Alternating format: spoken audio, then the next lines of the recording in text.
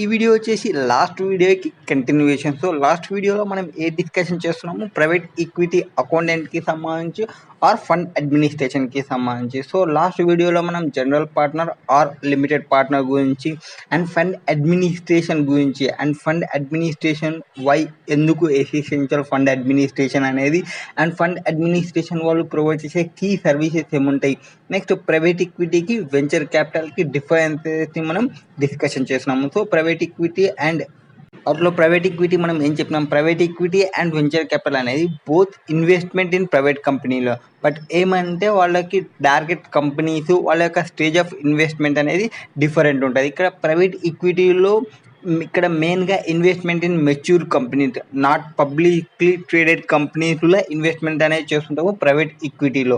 And వీళ్ళ యొక్క main investment ఏం వచ్చేసి రీస్ట్రక్చరింగ్ కానీ or improving profitability of the కంపెనీని తీసుకోవడం కానీ హై వాల్యూకి సేల్ చేయడం కానీ ఇట్లాంటి మెయిన్ ఆబ్జెక్టివ్ ఉంటాయి ప్రైవేట్ ఈక్విటీ వాళ్ళకి. అండ్ ఈ ప్రైవేట్ ఈక్విటీ ఫండ్స్ అనేది యాక్చువల్గా సిగ్నిఫికెంట్ కంట్రోలింగ్ కంపెనీలో సిగ్నిఫికెంట్ కంట్రోలింగ్ తీసుకోవడం అనేది మెయిన్ ఏముంటుంది ప్రైవేట్ ఈక్విటీలో. వేరే వెంచర్ క్యాపిటల్లో వచ్చేసి మనం ఏం చెప్పినాము, ఇది ఇన్వెస్టింగ్ ఇన్ ఎర్లీ స్టేజెస్లో ఇన్వెస్టింగ్ చేయడము ఆర్ హై పొటెన్షియల్ స్టార్టప్స్కి చూసుకోవడం. వెంచర్ క్యాపిటల్ వచ్చేసి క్యాపిటల్ ప్రొవైడ్ చేయడం, ఎవరికి స్టార్టప్స్కి ప్రొవైడ్ చేయడం, వాళ్ళ యొక్క గ్రోకి ఫండింగ్ చేయడం. అండ్ ఈ ఎక్కువ మ్యాక్సిమం ఎక్స్చేంజ్లో ఉన్న ఈక్విటీకి చూసుకోవడం. అండ్ వీళ్ళు మెయిన్గా ఇనిషియల్ గ్రోత్ స్టేజ్లో సపోర్టింగ్ అనేది ప్రొవైడ్ చేస్తారు, వీళ్ళ యొక్క main aim. And eventually existing through IPO కానీ ఆర్ అక్విజిషన్తో వాళ్ళు బయటికి వెళ్ళిపోతారు. ఇది వెంచర్ క్యాపిటల్కి సంబంధించి మనం డిస్కషన్ చేసింది. వాటికి మనం ఎగ్జాంపుల్ ఏం చెప్పొచ్చు, ప్రైవేట్ ఈక్విటీకి సంబంధించి చూసుకుంటే లైవ్ ఎగ్జాంపుల్గా Blackstone group acquisition of Hilton hotels in 2007లో ఫర్ $26 బిలియన్కి వాళ్ళు అక్విజిషన్ చేసినారు. అండ్ తర్వాత బ్లాక్ స్టోన్ వాళ్ళు రీస్ట్రక్చరింగ్ చేసినారు హిల్ స్టోన్స్ ఆపరేషన్స్ని and took the company public again in 2013లో. 2007లో పర్చేజ్ చేసి రీస్ట్రక్చరింగ్ చేసి 2013లో వాళ్ళు పబ్లిక్ దగ్గర వెళ్ళినారు. ఇక్కడ వాళ్ళ యొక్క వాల్యూ అనేది సిగ్నిఫికెంట్లీగా ఇంక్రీజ్ అయింది. ఇది ప్రైవేట్ ఈక్విటీ వాళ్ళు చేసేది. వేరే వెంచర్ క్యాపిటల్కి ఎగ్జాంపుల్ తీసుకుంటే సిక్వియా క్యాపిటల్ అనేది ఎర్లియర్గా ఇన్వెస్ట్మెంట్ చేసింది గూగుల్లో ఇన్వెస్ట్మెంట్ చేసింది. అండ్ సిక్వియా వాళ్ళు ఇన్వెస్ట్మెంట్ చేసిన ఎంత, $12.5 మిలియన్స్ని వాళ్ళు 1999లో ఇన్వెస్ట్మెంట్ చేసినారు గూగుల్లో. అండ్ దాని యొక్క కంపెనీ అనేది సబ్సిక్వెంట్ ఐపీఓ ఇప్పుడు జరిగింది 2004లో రిజల్ట్ అయింది. వాటి యొక్క సబ్స్టాన్షియల్ రిటర్న్స్ అనేవి వచ్చినాయి సిక్వియా కంపెనీకి సంబంధించి. సో ఎర్లీ ఇన్వెస్ట్మెంట్ స్టేజ్లో పెట్టేది వెంచర్ క్యాపిటల్. అండ్ ఎర్లీ అనే కాకుండా వాళ్ళు రీస్ట్రక్చరింగ్ మీద ఫోకస్ చేయడము, కంపెనీని మేనేజ్మెంట్ని కంట్రోలింగ్ తీసుకొని వాళ్ళు రీస్ట్రక్చరింగ్ చేసి పబ్లిక్ పోవడం అనేది ప్రైవేట్ ఈక్విటీ వాళ్ళు. సో ఆ ప్రైవేట్ ఈక్విటీలో హై రిస్క్ అనేది ఉంటుంది. ఇక్కడ ఏ కంపెనీకి ప్రైవేట్ ఈక్విటీ అండ్ వెంచర్ క్యాపిటల్కి కంపెనీస్ నీడ్ ఏముంటుంది అంటే, కంపెనీస్ మేజర్గా తీసుకునేది ఏమంటే ప్రైవేట్ ఈక్విటీ కానీ వెంచర్ క్యాపిటల్ కానీ ఏ దానికోసం తీసుకుంటాయి అంటే వేరియస్ రీజన్స్ ఉంటాయి. ఆ రీజన్స్లో ఫస్ట్ రీజన్ వచ్చేసి ప్రైమరీగా వాళ్ళు క్యాపిటల్ని యాక్సెస్ చేసుకోవడానికి ఆర్ ఎక్స్పర్టైజ్ వాళ్ళు ఉంటారు ఈ ప్రైవేట్ ఈక్విటీలో కానీ వెంచర్ క్యాపిటల్లో కొన్ని వాటి కోసం, ఆర్ వాళ్ళ యొక్క గ్రోత్ రిసోర్సెస్ని పెంచుకోవడానికి ఆర్ వాళ్ళ యొక్క వాల్యూని ఎన్హాన్స్ చేసుకోవడానికి మేజర్గా ఇవి ఉంటాయి. ఇప్పుడు క్యాపిటల్ గ్రోత్ కోసం చూసుకుంటే కంపెనీ అనేది సిగ్నిఫికెంట్ క్యాపిటల్ అనేది కావాలి వాళ్ళ యొక్క ఆపరేషన్స్ని ఎక్స్పాండ్ చేసుకోవడానికి కానీ, వాళ్ళ యొక్క న్యూ మార్కెట్లోకి ఎంటర్ కావడానికి కానీ, ఆర్ వాళ్ళ యొక్క న్యూ ప్రోడక్ట్ని డెవలప్ చేసుకోవాలన్నా వాళ్ళకి సిగ్నిఫికెంట్ క్యాపిటల్ అనేది కావాల్సి వస్తుంది. సో వాళ్ళు ఈ ప్రైవేట్ ఈక్విటీ కానీ ఆ వెంచర్ క్యాపిటల్ కానీ ఫండింగ్ని ప్రొవైడ్ చేస్తుంటాయి. ఇక్కడ స్ట్రాటజిక్ గైడెన్స్ అనేది చూసుకుంటే ఇన్వెస్టర్స్కి వాల్యుబుల్ ఇండస్ట్రీ ఎక్స్పీరియన్స్ వాళ్ళు ఆర్ స్ట్రాటజిక్ గైడెన్స్ అనేది వాళ్ళు ప్రొవైడ్ చేస్తారు. ఇక్కడ కంపెనీస్ని రీడిఫైన్ అంటే వాళ్ళ యొక్క బిజినెస్ మోడల్ ఎట్లుంది, వాళ్ళ యొక్క ఆపరేషన్స్ ఏవి ఇంప్రూవ్ చేసుకోవాలి, వాళ్ళ యొక్క ఛాలెంజెస్ ఏవి నెవిగేట్ చేసుకోవాలి అనేది చూసుకోవచ్చు. అండ్ ఇక్కడ నెట్వర్క్ ఆపర్చునిటీస్ ఏముంటాయి, నెట్వర్క్ ఆపర్చునిటీ అంటే వీళ్ళు నెట్వర్క్ అనేది మెనీ పర్సన్స్ ఉంటారు. ఇండస్ట్రీ అనేది కాంటాక్ట్ పొటెన్షియల్ కస్టమర్స్ ఎవరు అండ్ పార్ట్నర్స్ ఎవరు అనేది క్లియర్ కట్ ఉంటుంది వాళ్ళ దగ్గర ఇన్ఫర్మేషన్ అనేది. ఇప్పుడు మనం లైవ్ ఎగ్జాంపుల్గా చూస్తే ప్రైవేట్ ఈక్విటీలో డెల్ వాళ్ళు బైఅవుట్ చేసినారు ఇన్ 2013లో led by Michael Dell and Silver Lake Partners. ఈ డీల్ అనేది డెల్ వాళ్ళు with capital and strategic flexibility to transform its business model and focus growth area like enterprise solution and cloud computing the focus కోసం చేసిన deal ఇది. And వేరే has venture క్యాపిటల్కి చూసుకుంటే venture క్యాపిటల్కి ఎగ్జాంపుల్ అంటే ఎయిర్ బిఎన్బీస్ మల్టిపుల్ ఫండింగ్ రౌండ్స్ అనేవి start అయినప్పుడు స్టార్టింగ్ విత్ $6 lakhs స్టార్ట్ అయ్యి ఏది సీడ్ ఇన్వెస్ట్మెంట్లు. ఇక్కడ మనకి డిఫరెంట్ స్టేజెస్ ఉంటాయి, సీడ్ అని మెగ్జైన్ అని డిఫరెంట్ స్టేజెస్ ఉంటాయి. అందులో సీడ్ ఇన్వెస్ట్మెంట్ ఎంత తీసుకున్నాము ఫ్రమ్ సికియా క్యాపిటల్ ఇన్ 2009లో వచ్చేసి $6 lakhs తీసుకున్నాము. ఇక్కడ వాళ్ళు ఎక్స్పాన్షన్ అనేది గ్లోబల్లీ ఎక్స్పాన్షన్ చేసుకున్నారు. లీడింగ్ ప్లాట్ఫామ్ అనేది హాస్పిటాలిటీ ఇండస్ట్రీలో. సో వీళ్ళు స్టార్టింగ్ వాళ్ళు వెంచర్ క్యాపిటల్ వాళ్ళు. ఆ ప్రైవేట్ ఈక్విటీలో చూసుకుంటే they are dealing already existing business ఉండొచ్చు ఆర్ వాళ్ళ యొక్క గ్రోత్ కోసం వెళ్ళొచ్చు. అది ప్రైవేట్ ఈక్విటీ వాళ్ళు చూసుకుంటే. నెక్స్ట్ ప్రైవేట్ ఈక్విటీలో ఫండ్ లైఫ్ సైకిల్ ఎట్లుంటుంది అంటే ప్రైవేట్ ఈక్విటీలో ఫండ్ లైఫ్ సైకిల్ ఎట్లుంటుంది అంటే డిఫరెంట్ స్టేజెస్. అంటే ఫస్ట్ ఫండ్ రైజింగ్ స్టేజ్ ఉంటుంది, తర్వాత డీల్ సోర్సింగ్ ఉంటుంది, తర్వాత డ్యూ డిలిజెన్స్ ఉంటుంది, తర్వాత acquisition, next management, next exist strategy. For fund రైజింగ్లో ప్రైవేట్ ఈక్విటీ ఫర్మ్స్ వాళ్ళు క్యాపిటల్ రైజ్ చేయడం. క్యాపిటల్స్ ఎవరి నుంచి రైజ్ చేస్తారు? ఫ్రమ్ ఇన్స్టిట్యూషనల్ ఇన్వెస్టర్స్ కానీ, హై నెట్వర్త్ ఇండివిజువల్ కానీ ఆర్ అదర్ సోర్స్ నుంచి ఫండ్ రైజింగ్ అనేది తెలుగుతుంది. నెక్స్ట్ డీల్ సోర్సింగ్ చేస్తారు. డీల్ సోర్సింగ్ అంటే ఏమి? రైజ్ చేసిన ఫండ్స్ని ఐడెంటిఫై చేయడం ఆర్ ఎవాల్యుయేషన్ చేయడం. పొటెన్షియల్ ఇన్వెస్ట్మెంట్ ఆపర్చునిటీస్ ఏమో వాటికి ఎవాల్యుయేషన్ చేసి ఐడెంటిఫై చేయడం. ఐడెంటిఫై చేసిన దాన్ని డ్యూ డిలిజెన్స్ని పర్ఫామ్ చేయడం. డ్యూ డిలిజెన్స్ అంటే ఏమి? Before purchasing they will verify some transactions or some the యాక్టివిటీని వెరిఫై చేసే యాక్టివిటీని మనం డ్యూ డిలిజెన్స్ అంటాము.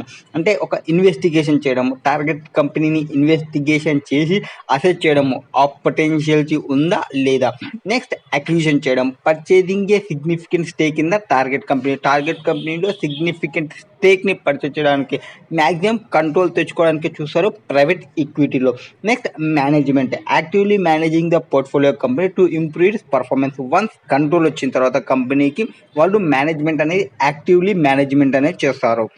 సో లైవ్ ఎగ్జాంపుల్కి చూసుకుంటే మనకి బ్లాక్ స్టోన్ గ్రూప్ అనేవాళ్ళు first after raising new private equity funds వాళ్ళు ఏం చేస్తారు? బ్లాక్ స్టోన్ వాళ్ళు ఐడెంటిఫై చేస్తారు రిఫైనిటివ్ అనేది 2018లో. సో బ్లాక్ స్టోన్ కంపెనీ వాళ్ళు ప్రైవేట్ ఈక్విటీ ఫండ్ని రైజ్ చేసిన తర్వాత రిఫైనిటివ్ ఇన్ అనే కంపెనీలో అక్వైర్ చేయడానికి వాళ్ళు ఐడెంటిఫై చేసినారు. ఎంత అమౌంట్? $20 billion. వాటి తర్వాత ఆపరేషన్స్ని ఇంప్రూవ్మెంట్ చేయడము అండ్ వాటిని ఎక్కడ సోల్డ్ చేసినప్పుడు లండన్ స్టాక్ ఎక్స్చేంజ్ గ్రూప్లో 2019లో అంటే 2018లో పర్చేజ్ చేసి $20 billion పర్చేజ్ చేసి ఆపరేషన్ని కొంచెం ఇంప్రూవ్ చేసి 2019లో $27 billion వాళ్ళు సేల్ చేసినారు. అంటే $7 billion అనేది ఎక్సెల్ చేసినారు. అది మనకి ప్రైవేట్ ఈక్విటీలో. Next seed, startup and early stage financing. ఇక్కడ ఇందులో ఈ స్టేజెస్లో ఫైనాన్సింగ్ అంటే initial phase of company life సైకిల్లో వెంచర్ క్యాపిటల్లో మెయిన్గా ఫైనాన్సింగ్ అని చూసుకోవచ్చు. ఇక్కడ వెంచర్ క్యాపిటల్ లైఫ్ సైకిల్లో ఫస్ట్ సీడ్ ఫైనాన్సింగ్ అనేది ఉంటుంది. సీడ్ ఫైనాన్సింగ్, తర్వాత స్టార్ట్అప్ ఫైనాన్సింగ్, తర్వాత ఎర్లీ స్టేజ్ ఆఫ్ ఫైనాన్సింగ్ అనుకోవచ్చు. సీడ్ ఫైనాన్సింగ్లో ఏం చేస్తారు? ఇనీషియల్ క్యాపిటల్ అనేది ప్రొవైడ్ చేస్తుంది ఎంటర్ప్రీనియర్స్కి. వాళ్ళు వాళ్ళ యొక్క ఐడియాని డెవలప్ చేసుకోవడానికి, వాళ్ళ యొక్క ప్రోడక్ట్ని విజిబుల్ చేసుకోవడానికి, వాళ్ళ యొక్క బిజినెస్ ప్లాన్ని డెవలప్ చేసుకోవడానికి ఇది సీడ్ ఫైనాన్సింగ్ అంటాము. అండ్ స్టార్ట్అప్ ఫైనాన్సింగ్ అంటే ఇక్కడ కంపెనీ డెవలప్ చేసుకోవడానికి వాళ్ళకు ఒక ప్రోడక్ట్ ఐడియా వచ్చింది, వాళ్ళకు ఒక ఆపరేషన్ అనేది స్టార్ట్ చేయాలనుకున్నాం, అట్లాంటి కేసెస్లో హెల్ప్ చేయడానికి మనం ఫండింగ్ ఇచ్చేది స్టార్ట్అప్ ఫైనాన్సింగ్ అంటాము. Next early stage of financing, ఇక్కడ ఫర్దర్ క్యాపిటల్ సపోర్ట్ని ప్రొవైడ్ చేయడం. ఎయిదర్ ఆల్రెడీ బిజినెస్ గ్రోత్ ఉన్న వాటికి and operations of the company begin చేసిన వాటికి, ఎవరైతే జనరేట్ చేస్తున్నారో రెవెన్యూ, వాటికి మనం ఫర్దర్ సపోర్ట్, క్యాపిటల్ సపోర్ట్ని ప్రొవైడ్ చేస్తాయి. ఫర్ ఎగ్జాంపుల్ లైవ్ ఎగ్జాంపుల్ చూసుకుంటే మనకి డ్రాప్ బాక్స్ అనేది రిసీవ్ చేసుకొని ఏది seed funding from Coimbatore in 2007 to develop it's cloud storage solution. So drop box వాళ్ళు వాళ్ళ యొక్క క్లౌడ్ స్టోరేజ్ సొల్యూషన్ని డెవలప్ చేసుకోవడానికి కోయంబత్తూర్ నుంచి సీడ్ ఫండింగ్ అనేది తీసుకున్నారు. నెక్స్ట్ స్టార్ట్అప్ ఫైనాన్స్కి లైవ్ ఎగ్జాంపుల్ తీసుకుంటే ఊబర్ వాళ్ళు $1.25 million సీడ్ రౌండ్ తీసుకున్నారు. ఎక్కడ? 2010లో తీసుకున్నారు. ఏదానికోసం? వాళ్ళు లాంచ్ చేయడానికి ఆర్ ఎక్స్పాన్షన్ చేయడానికి వాళ్ళ యొక్క రైడ్ షేరింగ్ ఎక్స్పీరియన్స్, వాళ్ళ యొక్క రైడ్ షేరింగ్ సర్వీస్ని ఎక్స్పెన్షన్ కోసం $1.25 million వాళ్ళు సీడ్ రౌండింగ్లో తీసుకున్నారు 2010లో. నెక్స్ట్ ఎర్లీ స్టేజ్ ఫైనాన్సింగ్ అంటే లైక్ మనకి ఇన్స్టాగ్రామ్ అనేది ఉంటుంది. సో ఇన్స్టాగ్రామ్లో $5 lakh సీడ్ ఇన్వెస్ట్మెంట్ అనేది తీసుకున్నాము ఫ్రమ్ ఆండ్రీసన్ in 2010లో, which helped the app grow and eventually be acquired by Facebook. So Instagram వాళ్ళు సీడ్ ఇన్వెస్ట్మెంట్ తీసుకొని వాళ్ళు గ్రో అప్ అయ్యి ఫేస్బుక్ని 2012లో పర్చేజ్ చేసినారు ఫర్ $1 billion. సో ఇన్స్టాగ్రామ్ వాళ్ళు ఫేస్బుక్ని పర్చేజ్ చేసినారు. అండ్ నెక్స్ట్ ఎక్స్పాన్షన్ ఫైనాన్సింగ్ అంటే ఏమి? ఎక్స్పాన్షన్ ఫైనాన్సింగ్ అంటే కంపెనీస్కి వాళ్ళు ఇనీషియల్ స్టేజ్ నుంచి ఆర్ వాళ్ళ యొక్క ఆపరేషన్ని స్కేలప్ చేసుకోవాలనుకుంటుంటే, ఆర్ న్యూ మార్కెట్లోకి ఎంటర్ కావాలనుకుంటే, ఆర్ న్యూ ప్రోడక్ట్ని లాంచ్ చేయాలనుకుంటే వీటన్నిటిని మనం ఎక్స్పాన్షన్ ఫైనాన్సింగ్ అనుకోవచ్చు. ఫర్ ఎగ్జాంపుల్ మనం లైవ్ ఎగ్జాంపుల్ చూసుకుంటే స్పాటిఫై అనేది సాంగ్స్ని ప్లేలిస్ట్ ప్రొవైడ్ చేస్తుంటుంది. వీళ్ళు ఏం చేసిన అంటే 2012 వాళ్ళు $100 million రైజ్ చేసినారు ఫ్రమ్ కన్సోర్టియం ఆఫ్ ఇన్వెస్టర్స్ని. ఇక్కడ ఉన్న వాటిలో కన్సోర్టియం ఈ ఇన్వెస్టర్స్లో మనకి గోల్డ్మ్యాన్ సాక్స్ అనే వాళ్ళు కూడా ఉన్నారు. గోల్డ్మ్యాన్ సాక్స్ అంటే టాప్ 10 ఇన్వెస్ట్మెంట్ బ్యాంకింగ్ కంపెనీలో ఒక ఇన్వెస్ట్మెంట్ బ్యాంక్. వాళ్ళ యొక్క ఎక్స్పాన్షన్ని సపోర్ట్ చేయడానికి, వాళ్ళ యొక్క న్యూ మార్కెట్ ఎక్స్పాన్షన్ని సపోర్ట్ చేయడానికి గోల్డ్మ్యాన్ సాక్స్ వాళ్ళు కూడా ఇన్వెస్ట్మెంట్ అనేది చేసినారు. స్పాటిఫై వాళ్ళు రైజ్ చేసినారు. అంటే ఏదానికోసం? ఎక్స్పాన్షన్ చేయడానికి వాళ్ళ యొక్క ఫైనాన్సింగ్కి సంబంధించి. So streaming platform. Next replacement financing అంటే ఏమి? ఇక్కడ పర్చేసింగ్ చేయడం existing share from other shareholders నుంచి, rather than new capital of the company. New capital కాకుండా ఎగ్జిస్టింగ్ షేర్స్ నుంచి అదర్ షేర్ హోల్డర్స్ నుంచి పర్చేస్ చేస్తే రీప్లేసింగ్ ఫైనాన్సింగ్ అనొచ్చు. ఇక్కడ నార్మల్గా ఎప్పుడైతే ఒరిజినల్ ఇన్వెస్టర్స్ ఆర్ ఫౌండర్స్ వాళ్ళు ఉంటారు కదా, వాళ్ళకి క్యాష్ కావాల్సి ఉన్నప్పుడు వాళ్ళు అవుట్ అయిపోతారు, అంటే వాళ్ళు బయటికి వెళ్ళిపోతారు. ఆ ఫౌండర్స్ కానీ, ఆ ఇన్వెస్టర్స్ కానీ, ఆ ప్రమోటర్స్ కానీ, ఎవరైతే పర్సన్స్ ఉంటారో ఒరిజినల్ ఇన్వెస్టర్స్ వాళ్ళకి సంబంధించి. లైవ్ ఎగ్జాంపుల్ చూసుకుంటే మనకి బైఅవుట్ ఆఫ్ ఫౌండర్కి చూసుకుంటే ఇన్ 2013లో Pinterest raise $225 million raise చేసింది. Some of which was used to buy out shares from existing investors and employees. So ఆ రైజ్ చేసిన దానిలో ఎగ్జిస్టింగ్ ఇన్వెస్టర్స్ అండ్ ఎంప్లాయీస్ కూడా ఉన్నారు. Allowing early stakeholders to realise gains while bringing in new investors. So Fidelity వాళ్ళు అంటే కొత్త వాళ్ళు investment చేస్తారు, ఎగ్జిస్టింగ్ వాళ్ళు బయటికి వెళ్ళిపోతారు. ఇది మనకి రీప్లేస్మెంట్ ఫైనాన్సింగ్ అనవచ్చు. నెక్స్ట్ వల్చర్ ఫైనాన్సింగ్ అంటే ఇక్కడ డిస్ట్రెస్డ్ కంపెనీస్. సో మనకి ప్రైవేట్ ఈక్విటీలో డిఫరెంట్ టైప్స్ ఆఫ్ స్ట్రాటజీస్ ఉంటాయి. స్ట్రాటజీస్లో మనకు ఒక స్ట్రాటజీ వచ్చేసి డిస్ట్రెస్డ్ స్ట్రాటజీ కూడా ఉంటుంది. డిస్ట్రెస్డ్ స్ట్రాటజీ అంటే ఏదైతే కంపెనీ ఫైనాన్షియల్ పొజిషన్ ప్రాపర్గా లేదో, మంచిగా లేని ఫైనాన్షియల్ పొజిషన్ ఉన్న కంపెనీని మనం పర్చేస్ చేసి ఆ కంపెనీని కొంచెం చేంజెస్ చేసి ఆ కంపెనీని హై వర్త్లోకి తీసుకొని రావడమే డిస్ట్రెస్డ్ స్ట్రాటజీ అనుకోవచ్చు. సో ఏవైతే డిస్ట్రెస్డ్ కంపెనీస్ ఉంటావో, వాళ్ళు ఫైనాన్షియల్లీ స్ట్రగ్లింగ్ అవుతుంటారో అట్లాంటి వాటిని కంప్లీట్ చేసుకోవడం. ఫర్ ఎగ్జాంపుల్ మనం లైవ్ ఎగ్జాంపుల్ చూసుకుంటే లలిత జ్యువెలరీస్ అనవచ్చు. సో లలిత జ్యువెలరీస్ ఆ ఎవరైతే పర్సన్ ఉన్నారో పర్చేజ్ చేసినప్పుడు ఆ కంపెనీ అనేది పర్ఫార్మెన్స్ అనేది మంచి లేకుండా, సో తర్వాత పర్చేజ్ చేసిన తర్వాత అతను ఆ కంపెనీని చేంజ్ ఓవర్ చేసినారు. ఆర్ ఇంకొక ఎగ్జాంపుల్ చూసుకుంటే ఓక్ ట్రీ క్యాపిటల్ మేనేజ్మెంట్ అనేది, ఇక్కడ డిస్ట్రెస్డ్ స్ట్రాటజీ ఉంటే ఆ ఓక్ ట్రీ వాళ్ళని సిగ్నిఫికెంట్ స్టేక్ అనేది జనరల్ మోటార్ వాళ్ళు తీసుకున్నప్పుడు, ఈ జనరల్ మోటార్స్ డిస్ట్రెస్డ్ డెట్ 2018 నుంచి వాళ్ళకి ఫైనాన్షియల్ క్రైసిస్ అని ఉంది. ఇది జనరల్ మోటార్ వాళ్ళకి. సో ఆ జనరల్ మోటార్స్ వాళ్ళకి వీళ్ళు తీసుకోవడం అన్నమాట. Next private equity and venture capital trends ఎట్లున్నాయి? రీసెంట్ ట్రెండ్స్ ప్రకారం చూసుకుంటే ప్రైవేట్ ఈక్విటీ కానీ ఆ వెంచర్ క్యాపిటల్ కానీ వీళ్ళ మెయిన్ ఫోకస్ వచ్చేసి టెక్నాలజీ పైన, ఆర్ నెక్స్ట్ చూసుకుంటే హెల్త్ కేర్ పైన, or next rise and ESG that is environmental social governance. So వీటిపైన ఫోకస్ అనేది ఎక్కువ అయింది, వీటి యొక్క క్రైటీరియా అనేది ఇంప్లిమెంట్ అవుతుంది. అండ్ మెగా ఫండ్స్ గ్రోత్ అనేది చూసుకుంటున్నాం. ఫర్ ఎగ్జాంపుల్ మనం చూసుకుంటే టెక్నాలజీ ఇన్వెస్ట్మెంట్, ఈ surge in investment in AI కానీ అండ్ ఫిన్టెక్ కానీ, అంటే ఆర్టిఫిషియల్ ఇంటెలిజెన్స్ పైన ఆర్ ఫిన్టెక్ వాటిపైన ఇన్వెస్ట్మెంట్ అనేది ఎక్కువ అయింది. ఫర్ ఇన్స్టెన్స్ చూసుకుంటే మనకి SoftBank Vision Fund invested heavily in company like WeWork and Uber, ఇట్లాంటి కంపెనీస్లో ఎక్కువ ఇన్వెస్ట్మెంట్ అనేది చేసింది సాఫ్ట్ బ్యాంక్ వాళ్ళు.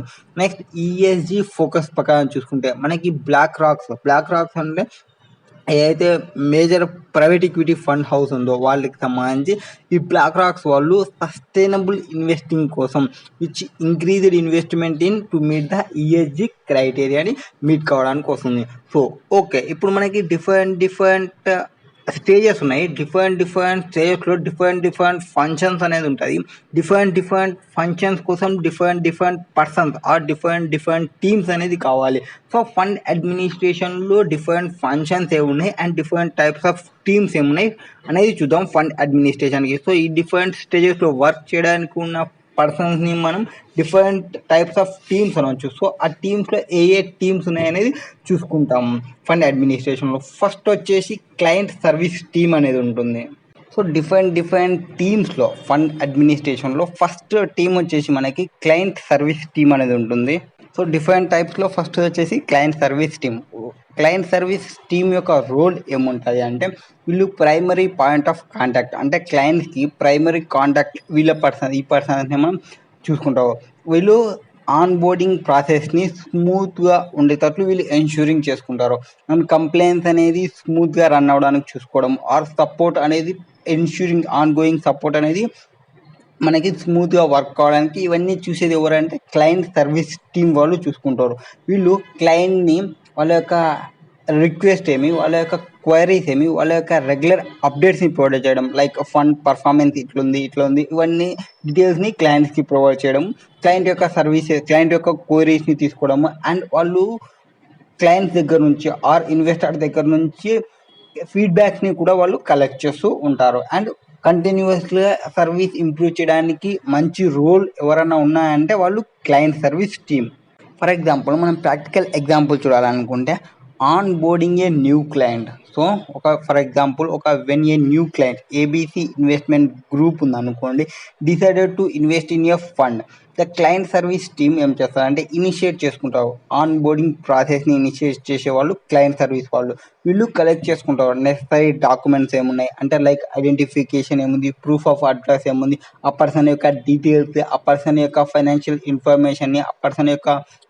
ఇన్ఫర్మేషన్ని కేవైసీని మీట్ అవుతుందా లేదా, ఏఎంఎల్ రెగ్యులేషన్స్ ఏమన్నా ఉందా, ఆర్ వాళ్ళు ఏమైనా రెడ్ ఫ్లాగ్లో ఏమైనా ఉన్నారా, వాళ్ళు పొలిటికల్ బ్యాక్గ్రౌండ్కి ఎవరికైనా సపోర్టింగ్ ఏమైనా ఉందా, వాళ్ళ పైన ఏమైనా కేసెస్ ఇనిషియేట్ అయి ఉన్నాయా, వీటన్నిటి డీటెయిల్స్ని చెక్ చేసేవాళ్ళు ఫస్ట్ పర్సన్స్ ఈ క్లయింట్ సర్వీస్ టీమ్ వాళ్ళు చెక్ చేసుకుంటారు. ఇక్కడ ఈ టీమ్స్ అనేవాళ్ళు సెటప్ చేస్తారు క్లయింట్ అకౌంటింగ్ ఇన్ సిస్టంలో and comprehensive welcome packet provide చేయడం or detailing fund policies procedures ఏమున్నాయి వీటన్నిటి డీటెయిల్స్ని క్లయింట్స్కి చెప్పడం అనేది చూసుకుంటారు. ఇది ఆన్ బోర్డింగ్ న్యూ క్లయింట్స్కి సంబంధించి. ఒకవేళ ఆన్ గోయింగ్ సపోర్ట్ ఎట్లుంటుంది అంటే ఆన్ గోయింగ్ సపోర్ట్ అంటే త్రూ అవుట్ ద ఇన్వెస్ట్మెంట్ పీరియడ్లో మనం ప్రైవేట్ ఈక్విటీ ఒకటి లాంచ్ చేసినామంటే అది మినిమం ఒక 8 years 10 years వరకు ఉంటుంది. సో ఆన్ గోయింగ్ సపోర్ట్ అనేది ప్రొవైడ్ చేస్తూనే ఉంటారు ఇన్వెస్ట్మెంట్ పీరియడ్లో క్లయింట్ సర్వీస్ టీమ్ అనేవాళ్ళు. రెగ్యులర్గా ఫండ్ పర్ఫార్మెన్స్ ఎంత పర్ఫామ్ చేసింది పర్ఫార్మెన్స్ రిపోర్ట్ని పంపేయడము అండ్ కీ ఫైనాన్షియల్ మెట్రిక్స్ అంటే మనకి ఎన్ఏవి కానీ ఎక్స్పెన్స్ రేషియోస్ కానీ ఆ పోర్ట్ఫోలియో చేంజెస్ ఉన్నాయి, మార్కెట్ అవుట్లుక్స్ ఏమొచ్చినాయి వీరన్నిటిని డీటెయిల్స్ని ప్రొవైడ్ చేస్తూనే ఉంటారు. అండ్ క్లయింట్స్ ఏమన్నా క్వశ్చన్స్ని అడిగితే వాటికి సంబంధించి రిపోర్ట్ని ప్రొవైడ్ చేయడము అండ్ డీటెయిల్డ్ రెస్పాన్సెస్ని ప్రొవైడ్ చేయడము వీటన్నిటిని చూసుకునేది క్లయింట్ సర్వీస్ టీమ్. వాళ్ళ తర్వాత నెక్స్ట్ టీమ్ వచ్చేసి ఆపరేషన్ టీమ్ ఉంటుంది. సో ఓపీ టీమ్ అని కూడా అనొచ్చు. వీళ్ళ యొక్క రోల్ ఏముంటుంది అంటే ఆపరేషన్ టీమ్ వాళ్ళు డైలీ ఫండ్ ఆపరేషన్స్ని అక్యురసీ అండ్ ఎఫిషియన్సీగా ఉందా లేదా అనేది ఎన్ష్యూర్ చేసుకుంటూ ఉండే టీం ఏదన్నా ఉందా అంటే అది ఆపరేషన్ టీం. వీళ్ళు వేరియస్ టైప్స్ అంటే లైక్ రీకన్సిలేషన్ చేయడము, ఫండ్ యొక్క రికార్డ్స్ని ఎక్స్టర్నల్ పార్టీస్కి లైక్ బ్రోకర్స్, కస్టోడియన్స్ వీళ్ళ దగ్గర నుంచి ఇన్ఫర్మేషన్ చూసుకొని వాటిని రీకన్సిలేషన్ చేయడం వీటన్నిటిని చెక్ చేసేవాళ్ళు. అంటే డే టు డే ఆపరేషన్స్ అంతా చెక్ చేసేవాళ్ళు ఈ ఆపరేషన్ టీం అని చెప్పొచ్చు. నెక్స్ట్ టీమ్ వచ్చేసి ఆపరేషన్స్ టీమ్ వీళ్ళ రోల్ ఏమంటే ఎఫిషియన్సీగా or accuracy daily fund operations ఏమైనా చూస్తామన్నాం. ఇక్కడ రీకన్సిలేషన్ అని చెప్పినాము. రీకన్సిలేషన్ అంటే ఏముంటాయి, రీకన్సిలేషన్లో మనకి మేజర్గా 3 types ఆఫ్ రీకన్సిలేషన్ ఉంటుంది. 1 cash reconciliation, next position reconciliation, third transaction reconciliation. Cash reconciliation అంటే కంపేరింగ్ చేయడం, క్యాష్ బ్యాలెన్స్ రికార్డ్ అనేది ఏదైతే ఫండ్ అకౌంటింగ్ సిస్టంలో రికార్డ్ అయి ఉంటుందో క్యాష్ రికన్సిలేషన్లో మనం ఫండ్ అకౌంటింగ్ సిస్టమ్ ఈ కస్టోడియన్ దగ్గర రిపోర్ట్ ఏముంది అండ్ క్యాష్ బ్యాలెన్స్ ఏముంది మన బుక్స్ ఆఫ్ అకౌంట్లో వీటన్నిటిని చెక్ చేసుకోవడం క్యాష్ రికన్సిలేషన్ అనొచ్చు. నెక్స్ట్ పొజిషన్ రికన్సిలేషన్ అంటే మన సెక్యూరిటీ హోల్డింగ్ అనేది మ్యాచ్ అవుతుందా లేదా, ఎవరు బ్రోకర్ రిపోర్ట్ చేస్తున్న హోల్డింగ్కి సంబంధించి అంటే ఫండ్ ఇంటర్నల్ రికార్డ్స్ ఏమున్నాయి ఫండ్స్లో అండ్ మన బ్రోకర్ ఏవి ప్రొవైడ్ చేస్తున్నామో వాటి యొక్క హోల్డింగ్ అనేది మ్యాచ్ అవుతుందా లేదా అనేది చెక్ చేసుకుంటాము. నెక్స్ట్ ట్రాన్సాక్షన్ రికన్సిలేషన్ అంటే మనకి ఇండివిజువల్ ట్రేడ్ డీటెయిల్స్ అనేది అలైన్ అవుతున్నావా లేదా బిట్వీన్ క్లయింట్ అకౌంట్కి అండ్ బ్రోకర్ అండ్ కస్టోడియన్ రికార్డ్స్కి మ్యాచ్ అవుతుందా లేదా అనేది transaction reconciliation. So 3 types of reconciliation. 1 cash reconciliation, next position reconciliation, third transaction reconciliation. Next practical ఎగ్జాంపుల్లో చూసుకుంటే మనకి క్యాష్ రికన్సిలేషన్కి సంబంధించి చూసుకుంటే ఈ ఓపీ టీం వాళ్ళు రివ్యూ చేస్తుంటారు ఏది ఫండ్ క్యాష్ అకౌంట్స్ బ్యాలెన్స్ని. For example which shows $5 million చూపించింది అనుకోండి, వాళ్ళు కంపేర్ చేస్తారు క్యాష్ బ్యాలెన్స్ ఏదైతే రిపోర్ట్ చేసినారో ఎవరు కస్టోడియన్ వాళ్ళు రిపోర్ట్ చేసినది కూడా $5 million ఉండాలి అండ్ అక్కడ ఎటువంటి డిస్క్రపెన్సీ అనేది ఉండకూడదు. ఒకవేళ ఏమైనా డిస్క్రపెన్సీ వస్తే ఏ రీజన్ వల్ల డిస్క్రపెన్సీ వచ్చింది అంటే ఇంకా క్యాష్ మన దగ్గర రాలేదా ఆర్ క్యాష్ ఇంకా ట్రాన్స్ఫర్ కాలేదా, ఏ డిస్క్రపెన్సీ ఉంటే వాటికి సంబంధించి రీజన్ని ప్రొవైడ్ చేయాల్సి ఉంటుంది. ఇది క్యాష్ రికన్సిలేషన్కి సంబంధించి. నెక్స్ట్ పొజిషన్ రికన్సిలేషన్కి సంబంధించి అంటే ఫర్ ఎగ్జాంపుల్ ఒక ఫండ్ అనేది ఒక 10 ట్రేడ్స్ని ఎగ్జిక్యూట్ చేసింది అనుకోండి, ఒక 100 షేర్స్ని బై చేసింది ఆర్ అనదర్ 200 షేర్స్ని బై చేసింది ఆర్ 300 షేర్స్ని బై చేసింది ఒక పర్టికులర్ స్టాక్కి సంబంధించి. ఈ ఆపరేషన్ టీమ్ కాల్స్ వాళ్ళు వెరిఫై చేసుకోవాలి net position of this trade అనేది మ్యాచ్ అవుతుందా లేదా, holding reported by the broker ఏదైతే హోల్డింగ్ రిపోర్ట్ ఇస్తారో వాటికి మ్యాచ్ అవుతుందా లేదా, హోల్డింగ్కి సంబంధించి మన బుక్స్లో అండ్ బ్రోకర్ ఇచ్చిన వాటి ప్రకారంగా మ్యాచ్ అవుతుందా లేదా, అక్యురేట్ రికార్డ్ని ఇన్ష్యూరింగ్ చేసుకోవడం. నెక్స్ట్ ట్రాన్సాక్షన్ రికన్సిలేషన్ అంటే ఇక్కడ ఫండ్స్ రికార్డ్స్ని అంటే మనం ఒక 500 షేర్స్ని పర్చేస్ చేసినాము అనుకోండి ఆఫ్ XYZ కార్పొరేషన్ నుంచి పర్చేస్ చేసినాము. ఈ ఓపీ టీం వాళ్ళు చెక్ చేస్తారు అగెనెస్ట్ బ్రోకర్ కన్ఫర్మేషన్ అనేది వచ్చిందా, ఈ ట్రాన్సాక్షన్కి సంబంధించి డీటెయిల్స్ ఏమి, ప్రైస్ ఏమి, క్వాంటిటీ ఏమి పర్ఫెక్ట్లీ మ్యాచ్ అవుతుందా లేదా అనేది చూసుకోవడం ట్రాన్సాక్షన్ రికన్సిలేషన్. నెక్స్ట్ టీం వచ్చేసి ఫస్ట్ వచ్చేసి క్లయింట్ సర్వీస్ టీం గురించి డిస్కషన్ చేసినాము, నెక్స్ట్ ఆపరేషన్ టీం గురించి డిస్కషన్ చేసినాము, థర్డ్ వచ్చేసి కార్పొరేట్ యాక్షన్ టీం ఉంటుంది. సో కార్పొరేట్ యాక్షన్ టీం వీళ్ళ యొక్క రోల్ ఏముంటుంది అంటే కార్పొరేట్ యాక్షన్ టీం వాళ్ళు మేనేజ్ చేస్తుంటారు ఆర్ ప్రాసెస్ చేస్తుంటారు ఏటిని కార్పొరేట్ యాక్షన్స్ని. అంటే కార్పొరేట్ యాక్షన్కి సంబంధించి పోర్ట్ఫోలియోకి ఎట్లా ఎఫెక్ట్ ఉంటుందో వాటన్నిటిని మేనేజ్మెంట్ చేయడం, వాటన్నిటిని ప్రాసెస్ చేయడం కార్పొరేట్ యాక్షన్ టీం యొక్క రోల్ అనమాట. సో కార్పొరేట్ యాక్షన్స్లో మనకి డిఫరెంట్ అంటే లైక్ మెర్జర్స్ యాక్విజిషన్ కానీ, డివిడెండ్స్ ఇష్యూ చేయడం కానీ, ఆర్ స్టాక్ స్ప్లిట్ చేయడం కానీ, ఆర్ రైట్ ఇష్యూ చేయడం కానీ వీటన్నిటిని మనం కార్పొరేట్ యాక్షన్స్ అనవచ్చు. వీళ్ళు ఏం చేస్తుంటారు అంటే మానిటరింగ్ చేస్తుంటారు ఈ యొక్క ఈవెంట్స్ని ఆర్ వీళ్ళు ఈ అకౌంటింగ్ అక్యురేట్ రికార్డింగ్ అవుతుందా లేదా అనేది ఇన్ష్యూర్ చేసుకుంటారు అండ్ వాళ్ళు అడ్జస్ట్ చేయాలి ఈ ఫండ్ హోల్డింగ్ అనేది. ఫర్ ఎగ్జాంపుల్ డివిడెండ్ ఇష్యూ చేసినాము, ఏ షేర్స్ ఎంత చేంజ్ అవుతుంది, స్టాక్ స్ప్లిట్ ఇష్యూ చేసినాము, ప్రైస్ ఎంత చేంజ్ అవుతుంది, ఈ ఫండ్ హోల్డింగ్ అనేది అడ్జస్ట్మెంట్ చేస్తుండాలి. ప్రతి ఒక్క కార్పొరేట్ యాక్షన్స్ టేకెన్ ప్లేస్ అయిన తర్వాత వాటి ప్రకారంగా ఎన్ఏవిని అడ్జస్ట్ చేస్తూ ఉండడమే ఈ కార్పొరేట్ యాక్షన్ టీమ్ యొక్క మెయిన్ రోల్. ఈ కార్పొరేట్ యాక్షన్కి సంబంధించి ప్రాక్టికల్ ఎగ్జాంపుల్లో చూసుకుంటే ఫర్ ఎగ్జాంపుల్ డివిడెండ్ పేమెంట్ అనేది జరిగింది. ఒక కంపెనీ ఫండ్ పోర్ట్ఫోలియో అనేది డిక్లేర్ చేసింది ఒక డివిడెండ్ని. ఈ కార్పొరేట్ యాక్షన్ టీమ్ అనేది రికార్డ్ చేయాలి ఈ dividend payment in fund accounting సిస్టంలో. వాటి తర్వాత అప్డేట్ చేయాలి క్యాష్ పొజిషన్ని. తర్వాత వాళ్ళు ప్రైజింగ్ అండ్ వాల్యుయేషన్ టీమ్కి ఇన్ఫార్మ్ చేయాలి, వాళ్ళు అడ్జస్ట్ చేసుకుంటారు ఎన్ఏవిని. ఇంకొక ఎగ్జాంపుల్లో చూసుకుంటే ఒకవేళ స్టాక్ స్ప్లిట్ తీసుకున్నాం అనుకోండి, ఒక కంపెనీ అనేది అనౌన్స్ చేసింది 2-for-1 స్టాక్ స్ప్లిట్ అనేది అండ్ కార్పొరేట్ యాక్షన్స్ అనే టీం వాళ్ళు వీళ్ళు అప్డేట్ చేయాలి అండ్ రికార్డ్ చేయాలి ఈ రిఫ్లెక్ట్ అయిన ఈచ్ షేర్స్ అంటే నౌ స్ప్లిట్ అయిన వాటి ఇంటూ 2గా అడ్జస్ట్మెంట్ చేయాలి. నెంబర్ ఆఫ్ షేర్స్ ఎన్ని ఉన్నాయి, షేర్ ప్రైస్ ఎంత ఉంది, వాటి ప్రకారంగా అక్యురేట్లీగా ఎన్ఏవిని అండ్ ఫండ్ హోల్డింగ్ని రిఫ్లెక్టింగ్ అనేది చేయాలి. ఇక్కడ మనం ఏం చెప్పినాము, కార్పొరేట్ యాక్షన్ డివిడెండ్ పేమెంట్ జరిగినప్పుడు వాళ్ళు క్యాష్ పొజిషన్ని అప్డేట్ చేసి ప్రైజింగ్ అండ్ వాల్యుయేషన్ టీమ్కి ఇన్ఫార్మ్ చేస్తారని చెప్పినాము. నెక్స్ట్ వచ్చే టీం వచ్చేసి ప్రైజింగ్ అండ్ వాల్యుయేషన్ టీమ్ అని చెప్పొచ్చు. So pricing and valuation team యొక్క రోల్ ఏముంటుంది అంటే మేజర్గా ఈ టీం యొక్క రెస్పాన్సిబిలిటీ ఏమంటే అక్యురేట్లీ వాల్యూయింగ్ చేయడం, వాళ్ళ యొక్క సెక్యూరిటీస్ని, వాళ్ళ ఫండ్లో ఉన్న సెక్యూరిటీస్ని వాల్యూయింగ్ అనేది అక్యురేట్గా ఉండేలాగా చూసుకునే రెస్పాన్సిబిలిటీ ప్రైజింగ్ అండ్ వాల్యుయేషన్ టీమ్కి సంబంధించి. వీళ్ళు క్రిటికల్ స్టెప్స్ అనేది తీసుకుంటారు ఏది ఈ ఫండ్ ఎన్ఏవిని క్యాలిక్యులేషన్ కోసం.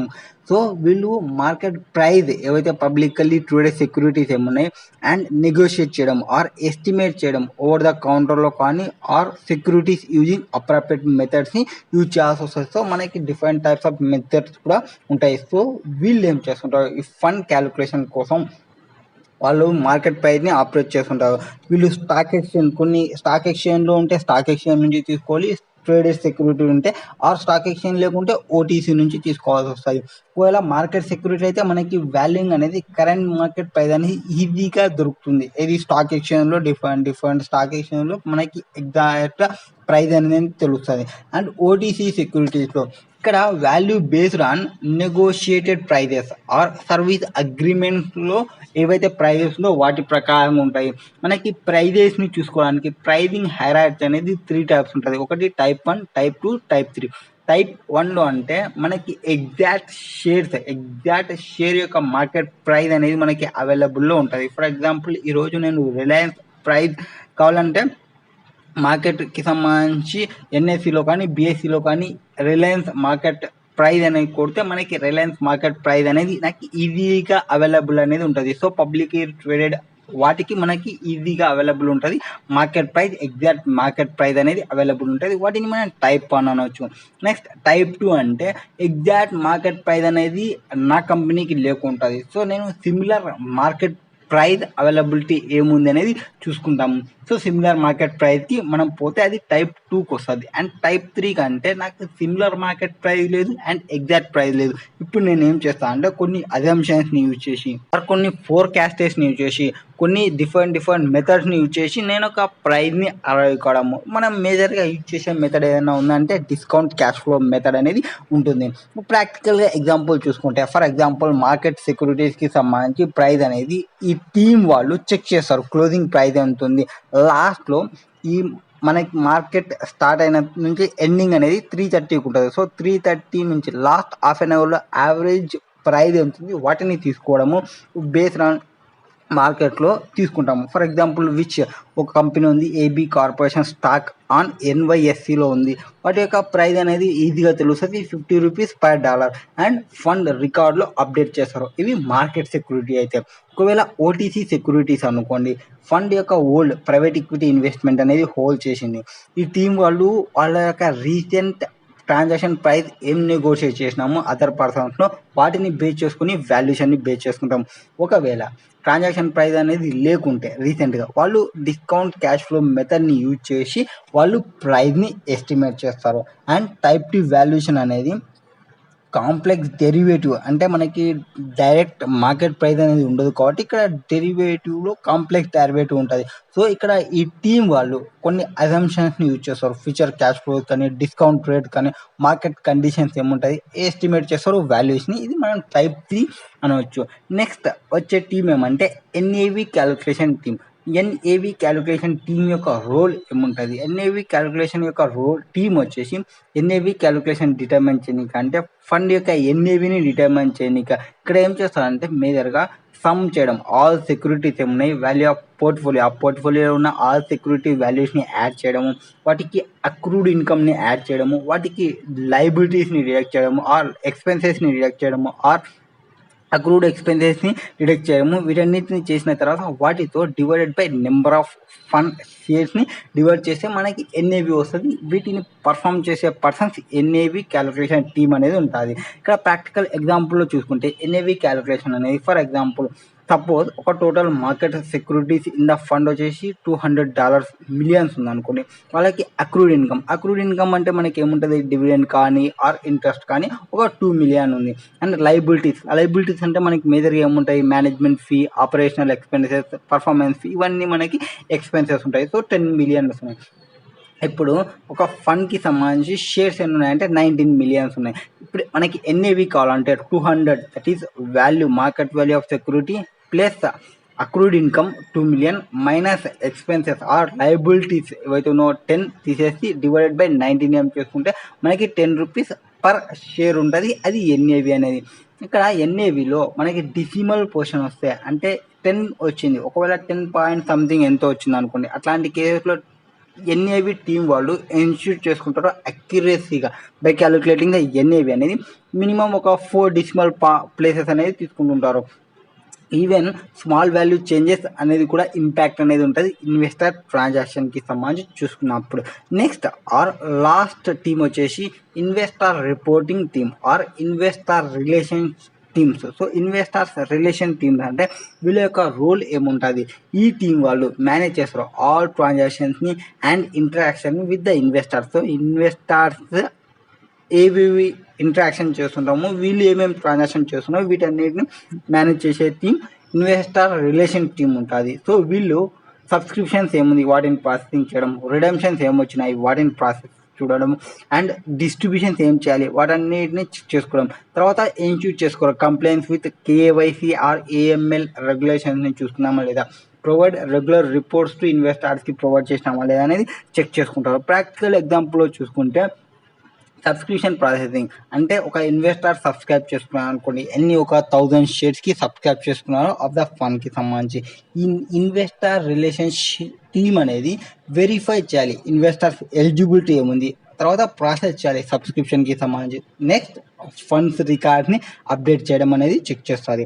నెక్స్ట్ ఒకవేళ రిడమ్షన్ రిక్వెస్ట్ ఎవరైనా పెట్టినా అనుకోండి, ఒకవేళ ఒక ఇన్వెస్టర్ రిక్వెస్ట్ పెట్టినారు మేము రిడమ్షన్ చేయాలనుకుంటున్నాం ఒక 500 షేర్స్ని అన్నప్పుడు ఈ టీం వాళ్ళు క్యాలిక్యులేట్ చేస్తారు రిడమ్షన్ అమౌంట్ ఎంత ఉంది. ఈ రిడమ్షన్ అమౌంట్ కోసం వాళ్ళు బేసిస్ వచ్చేసి లేటెస్ట్ ఎన్ఏవిని క్యాలిక్యులేషన్ చూసుకోవాలి. ఈ latest NAV and process of transactions ఏమన్నా అప్డేట్ చేస్తారు ఇన్వెస్టర్ రికార్డ్కి. లాస్ట్లో వచ్చేసి రెగ్యులేటరీ రిపోర్టింగ్, రెగ్యులర్గా వీళ్ళు రిపోర్టింగ్ అనేది చేయాల్సి వస్తుంది. లైక్ ఈ టీం వాళ్ళు సెండ్ చేస్తుంటారు మంత్లీ స్టేట్మెంట్ని టు ఇన్వెస్టర్కి డీటెయిలింగ్ వాళ్ళ యొక్క హోల్డింగ్ ఎంత ఉంది, ఫండ్ పర్ఫార్మెన్స్ ఏముంది అండ్ ఎన్ని డిస్ట్రిబ్యూషన్స్ ఏమన్నా జరిగినాయా వీటన్నిటిని ఎన్ష్యూర్ చేసుకొని లైక్ యాన్యువల్ ట్యాక్స్ రిపోర్ట్ కానీ, పర్ఫార్మెన్స్ రిపోర్ట్ కానీ, ఎక్స్పెన్స్ రిపోర్ట్ కానీ అక్యురేట్లీ అండ్ టైమ్లీ వీళ్ళు సెండ్ చేస్తూ ఉంటారు. ఇప్పుడు మనం డిఫరెంట్ టైప్స్ ఆఫ్ టీమ్స్ చెప్పినాం కదా, మన మెయిన్ రోల్ ఏమి మనకి ప్రైవేట్ ఈక్విటీ అకౌంటెంట్ అంటున్నాం. సో అకౌంటెంట్ అంటే మనం జనరల్ ఎంట్రీస్ అనేది ఫోకస్ చేయాల్సి వస్తుంది. సో ఈచ్ టీమ్స్లో మనకు వచ్చే జనరల్ ఎంట్రీస్ ఏముండొచ్చు అని చూస్తాం. So for example OP team తీసుకుంటే వాళ్ళు డైలీ ఫండ్స్ని చూసుకుంటారని చెప్పినాము. వీళ్ళు డీటెయిల్ రెస్పాన్సిబిలిటీస్కి సంబంధించి క్యాష్ బ్యాలెన్స్ వాటికి సంబంధించి చెక్ చేస్తామన్నాము. రీకన్సిలేషన్లో 3 టైప్స్ రీకన్సిలేషన్ చెప్పినాము, cash reconciliation, position reconciliation, transaction reconciliation. అందులో జనరల్ ఎంట్రీస్ ఏమొస్తాయి, ఫస్ట్ ఆఫ్ ఆల్ క్యాష్ రీకన్సిలేషన్కి సంబంధించి అనుకోండి, fund accounting system shows cash balance అనేది 5 lakhs ఉంది, custodian report shows cash balance అనేది 5 lakhs ఉంది. సో జనరల్ ఎంట్రీ ఏముంటుంది, if discrepancy are found and need to be adjusted. For example bank fee అనేది record చేయలేదు, బ్యాంక్ ఫీ వచ్చేసి ఒక 50 rupees ఉంది అనుకోండి, అప్పుడు bank fee expenses account debit to cash account అనేది ఒక ఎంట్రీ రాసి వస్తుంది. ఇది ఎక్స్పెన్సెస్ కాబట్టి expenses account debit to cash రాసుకుంటాం, ఇది క్యాష్ రికన్సిలేషన్ అని చెప్పొచ్చు. నెక్స్ట్ పొజిషన్ రికార్డ్స్లో ఫండ్స్ రికార్డ్స్ అనేది 1000 షేర్స్ని చూపిస్తుంది XYZ కార్పొరేషన్కి సంబంధించి. Broker report also shows 1000 shares of XYZ.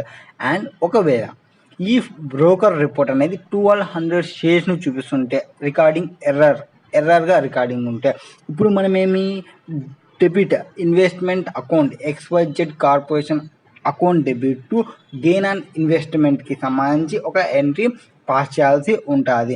And ఇక్కడ వాటిని ఏదైతే ఆ 200 ఎక్సెస్ ఉందో వాటికి సంబంధించి ఎంట్రీ పాస్ చేయడం అనమాట. నెక్స్ట్ ఎగ్జాంపుల్ 3లో వచ్చేసి ట్రాన్సాక్షన్ రీకన్సిలేషన్కి సంబంధించి ఫర్ ఎగ్జాంపుల్ ఫండ్స్ రికార్డ్ చేసినాం, ఎంత పర్చేజ్ చేసినట్టు 500 షేర్స్ని, అండ్ బ్రోకర్స్ కన్ఫర్మేషన్ ఎంత ఇచ్చినారో 500 షేర్స్ అన్నారు.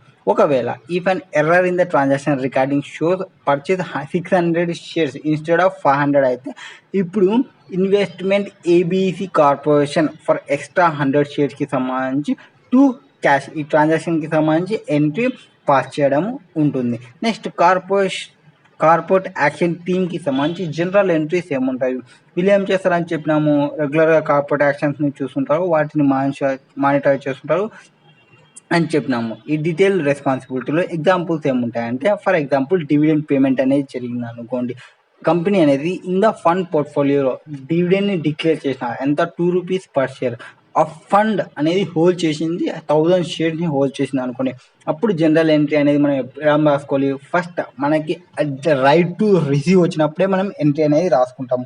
ఏ ఎంట్రీ వస్తుంది అప్పుడు, dividend receivable account debit to dividend income అనే ఎంట్రీ మనం పాస్ చేయాల్సి ఉంటుంది. అండ్ వెన్నెవర్ మనం డివిడెండ్ని రిసీవ్ చేసుకుంటే యాక్చువల్గా cash account debit to dividend receivable account అని పాస్ చేస్తాం. నెక్స్ట్ ఫర్ ఎగ్జాంపుల్ స్టాక్ స్ప్లిట్కి సంబంధించి ఎంట్రీస్ ఉందా అనుకోండి, ఫర్ ఎగ్జాంపుల్ కంపెనీ అనౌన్స్ చేసింది 2-for-1 స్టాక్ స్ప్లిట్ అనౌన్స్ చేసింది, ఫండ్ హోల్డ్ చేసింది 1000 షేర్స్ని at ₹50 పర్ డాలర్ బిఫోర్ స్ప్లిట్కి సంబంధించి. ఇక్కడ జనరల్ ఎంట్రీ ఏమన్నా వస్తుందా అంటే no general entry is required for the stock split itself as it does not change the total value of investment. So total value of investment ఏమి change కాదు, just ₹1000 ఉంటే 1000 వాళ్ళకి ఇచ్చి మనం 500 నోట్స్ని తీసుకుంటాము. సో ఇక్కడ 1000 అమౌంట్ అనేది ఎటువంటి చేంజ్ ఉండదు కాబట్టి ఎటువంటి ఎంట్రీ అనేది రాదు. సో స్టాక్ స్ప్లిట్లో జనరల్ ఎటువంటి రాదు. సో హౌఎవర్ ఇక్కడ records need to B update to reflect the new number of shares and adjust the price per share. So updated records number of shares ఎంత ఉన్నట్లు రికార్డ్ చేయాలి, new price of per share ఎంత అనేది update చేయాలి, అంతే. Next NAB calculation టీమ్కి సంబంధించి entries ఏముంటాయి, వీళ్ళకి డీటెయిల్ రెస్పాన్సిబిలిటీలో చూసుకుంటే వాళ్ళకి మెయిన్గా అక్రూడ్ ఇన్కమ్స్ ఉంటాయి. ఇన్కమ్స్ ఏవైతే ఎర్న్ అయింటో బట్ నాట్ ఎట్ రిసీవ్ ఉంటావో, ఆర్ డివిడెండ్ ఆర్ ఇంట్రెస్ట్ అనుకోవచ్చు, ఆర్ లయబిలిటీ ఎక్స్పెన్సెస్లో డిడక్ట్ అవుట్ స్టాండింగ్ లయబిలిటీస్ కానీ ప్రీపెయిడ్ ఎక్స్పెన్సెస్ ఏమైనా ఉంటే వాటికి సంబంధించి ఎంట్రీస్ ఉంటాయి. ఫర్ ఎగ్జాంపుల్ అక్రూడ్ ఇన్కమ్స్కి సంబంధించి ఎంట్రీ అనుకోండి, ఒక ఫండ్ అనేది ఎంటైటిల్ ఉంది అంటే ఒక 5000 డివిడెండ్ని రిసీవ్ చేసుకుంటుంది but not at received, company అనేది ఇంకా పే చేయాలి, అప్పుడు మనం డివిడెండ్ రిసీవబుల్ ఎంట్రీ పే చేయాలి రాయాలి. So dividend receivable account debit to dividend income.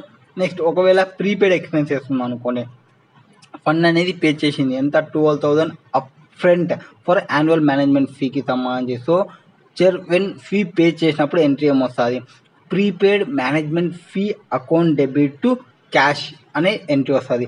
ఆ మంత్లీగా మనం ముందరనే పేమెంట్ చేసినాం కాబట్టి prepaid management fee account debit to cash. ఈ ప్రీపెయిడ్ అనేది మనకి కరెంట్ అసెట్లో ఆ కరెంట్ అసెట్కి వెళ్ళిపోతుంది.